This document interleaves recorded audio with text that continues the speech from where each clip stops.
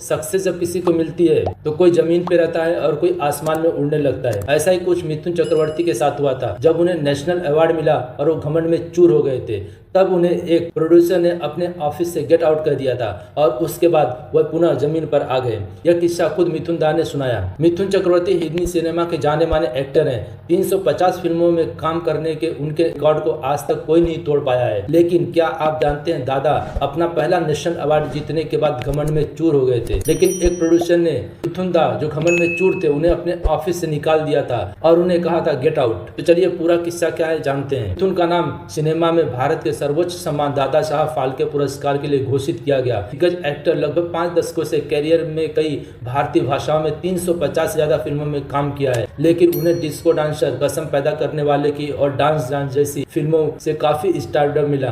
पुराने दौर में मिथुन के साथ हर डायरेक्टर काम करना चाहता था। माना जाता था कि जिस फिल्म में मिथुन है वह हिट की गारंटी है। लेकिन क्या आप जानते हैं, पहला नेशनल अवार्ड जीतने के बाद बॉलीवुड के दादा घमंड में चूर हो गए थे। फिर वो कैसे जमीनी सितारे बने, इसका खुलासा खुद उन्होंने ही किया। मिथुन चक्रवर्ती हाल ही में फिल्म इंडस्ट्री में अपनी जर्नी के बारे में बात कर रहे थे। मुंबई के फुटपाथों पर सोने से लेकर फिल्म इंडस्ट्री में अपने शुरुआती संघर्षों को उन्होंने याद किया। बॉलीवुड के डिस्को डांसर ने बताया कि 1976 में उन्होंने मृगया से एक्टिंग की दुनिया में कदम रखा था।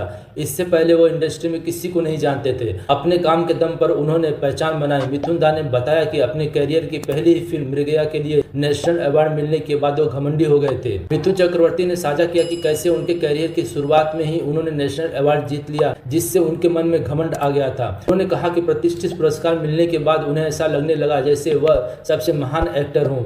उन्होंने याद करते हुए कहा, मृगया के बाद मुझे अपना पहला राष्ट्रीय पुरस्कार मिला। मैंने अल पचिनो की तरह अभिनय करना शुरू कर दिया। ऐसा लग रहा था कि मैं सबसे महान एक्टर हूँ। मेरा रवैया बदल गया था। तो मुझे एक निर्माता ने बोला गेट आउट। तब मुझे अपनी गलती का एहसास हुआ। मिथुन दा ने बताया कि वो अपनी ऑटोबायोग्राफी क्यों नहीं लिखते, जबकि बहुत से लोगों ने अपनी ऑटोबायोग्राफी लिखी है। मिथुन ने अपने कठिन शुरुआती दिनों को याद करते हुए बताया कि वह यात्रा कठिन थी। उन्होंने कहा कि लोगों ने उन्हें जीवनी लिखने का सुझाव दिया है, लेकिन उनका मानना है कि उनकी कहानी प्रेरित करने की बजाय हतोत्साहित कर सकती है। उन्होंने कहा, यह सफर बहुत कठिन था। कई लोग मुझसे कहते हैं कि ऑटोबायोग्राफी क्यों नहीं लिखता। मैं कहता हूँ नहीं, क्योंकि मेरी कहानी लोगों को प्रेरित नहीं करेगी, उनको नैतिक रूप से कमजोर कर देगी। जो युवा लड़के संघर्ष करते हैं उनकी हिम्मत तोड़ देगी। यह बहुत कठिन, इतना दर्दनाक, बहुत दर्दनाक है। मैं कोलकाता की एक अंधी गली से आया था और मुंबई भी बहुत कठिन था। इसी दिन मुझे खाना नहीं मिलता था और मैं कभी कभी फुटपाथ पर भी सो जाता था। मिथुन दा ने अपनी ऑटोबायोग्राफी के साथ ही अपने संघर्ष के दिनों को याद किया